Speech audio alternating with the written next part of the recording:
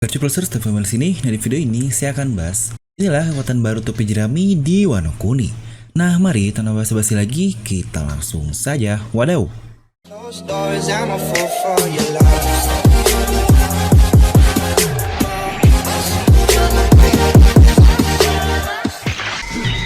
Nah, seperti biasa, sebelum lanjut ke video ini, jangan lupa untuk subscribe dan juga nyalakan bel notifikasinya ya, agar video-video Filmnomi langsung muncul di HP kalian. Serta pastikan kalian menonton videonya sampai habis, jadi tidak ada informasi yang miss dan juga yang terlewat.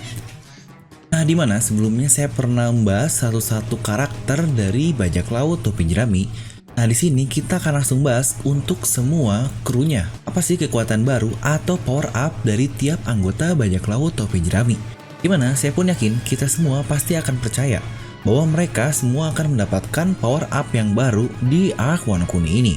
Yang sejauh ini memang sudah terlihat adalah Zoro dengan Enma-nya dan Sanji dengan Red Suit-nya. Dimana apakah hanya mereka berdua saja yang butuh power up? Tentu saja tidak. Karena saya sangat yakin kru Mugiwara ini adalah bajak laut non-Yonkou yang paling kuat dengan para anggotanya yang cukup balance dari segi kekuatan.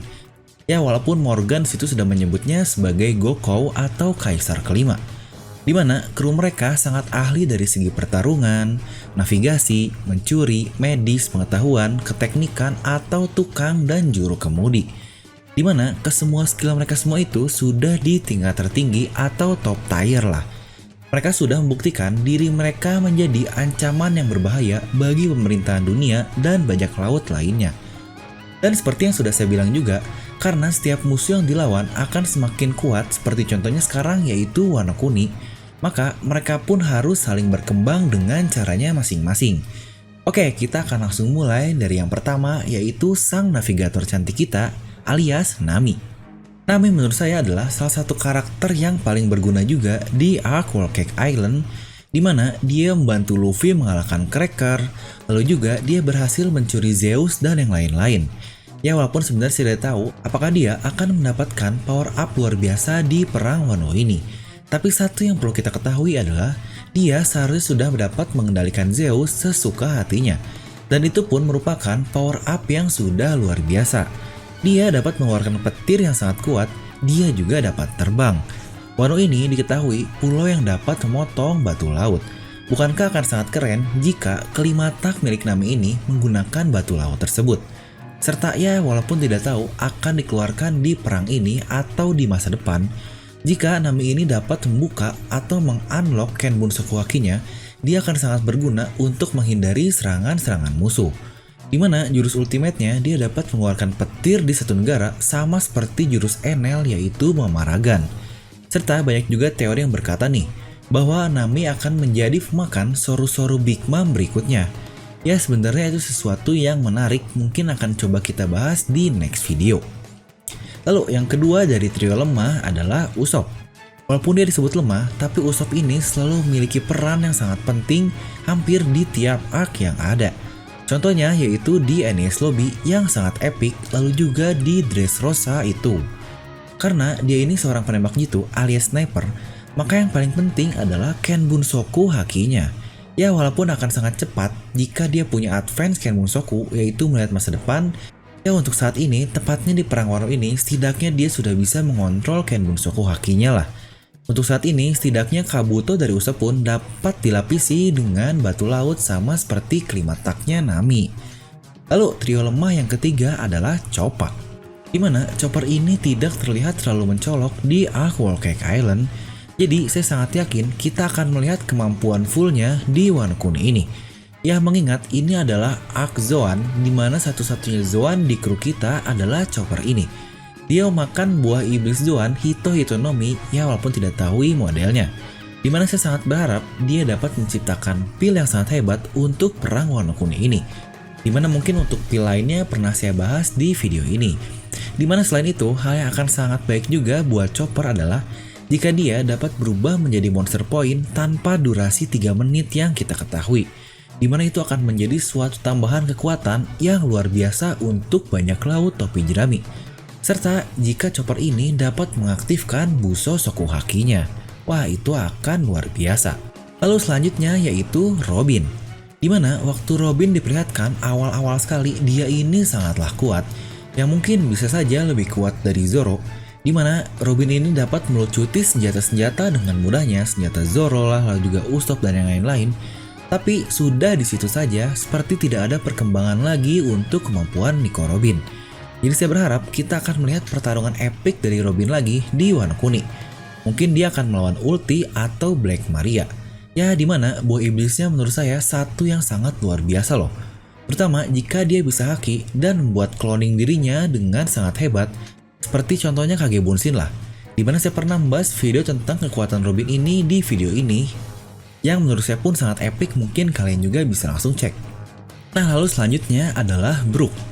Brook ini menurut saya adalah MVP di tahun 2017, tepatnya di Arc Whole Cake Island.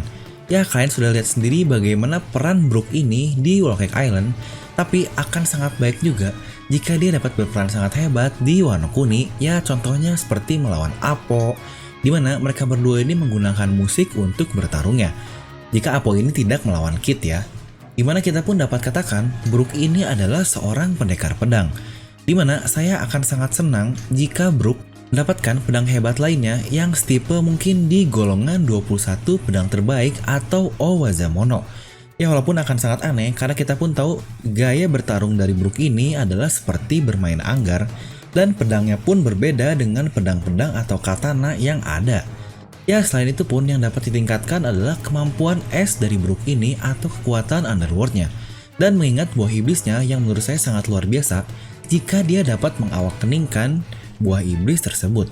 Dimana saya pernah membahas kekuatan lain dari buah iblis Brook di video ini yang akan sangat mind blowing sekali.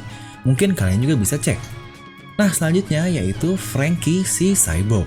Dia adalah tanknya bajak laut topi jerami, Jozunya di bajak laut Mugiwara lah. Dia memiliki kekuatan yang sangat hebat dan ketahanan tubuh yang kuat juga.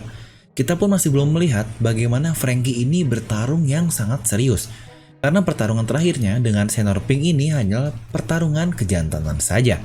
Dia pun masih memiliki banyak senjata cadangan di dalam tubuhnya itu. Menurut saya, satu yang paling baik dari Franky ini adalah jika Franky ini mempunyai armamen haki atau Busosoku haki. Apalagi jika dia bisa seperti Vergo, yaitu full body haki. Wah, sudah tubuhnya sekeras baja, dia pun melapisinya dengan haki. Itu sudah luar biasa bukan?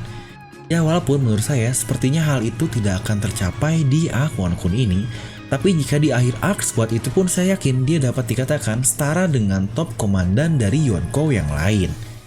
Lalu, kru paling baru kita yaitu Jinbei.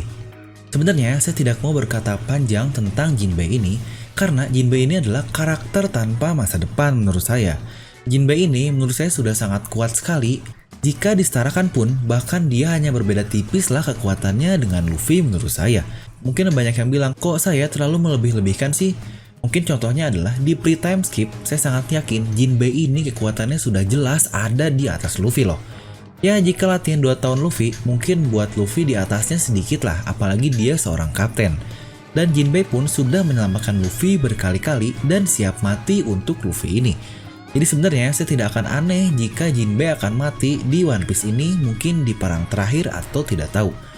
Jadi jika membicarakan power up, menurut saya Jinbei ini sudah menjadi karakter yang sempurna. Hakinya sangat hebat, kekuatan fisiknya pun sangat kuat. Dia mempunyai seni bela diri yang hebat juga, yaitu Fishman Karate. Dia dapat bertarung di air dengan sangat hebat. Wah, sepertinya Jinbei ini sudah tidak ada kelemahannya menurut saya. Selanjutnya yaitu koki kita alias Sanji. Ya, sejauh ini kita memang belum pernah mendapatkan pertarungan serius atau full tarung setelah time skip untuk Sanji. Selain mungkin melawan Umi Bozo saja di Fishman, ya itu pun duet dengan Jinbei. Dan banyaknya hanyalah clash-clash sedikit saja seperti dengan Vergo, Blue Flamingo, lalu juga dengan Oven, dan yang terbaru adalah dengan King yang hanya begitu saja. Di Wano, menurut saya dia harus melawan seseorang yang sangat kuat untuk membuktikan kemampuannya tidak kalah jauh dari monster-monster lainnya di topi jerami. Dimana King ini menurut saya lawan yang sangat pas untuk Sanji. Kemampuan yang dapat ditingkatkan, mungkin Sanji ini akhirnya dapat mengaktifkan advance Kenbunsoku Haki-nya dan melihat masa depan. Mengingat kata Oda, Sanji ini lebih ahli di Kenbunsoku. Serta Diablo Jambe-nya mungkin akhirnya menjadi api biru dan akan pas melawan King yang api merah.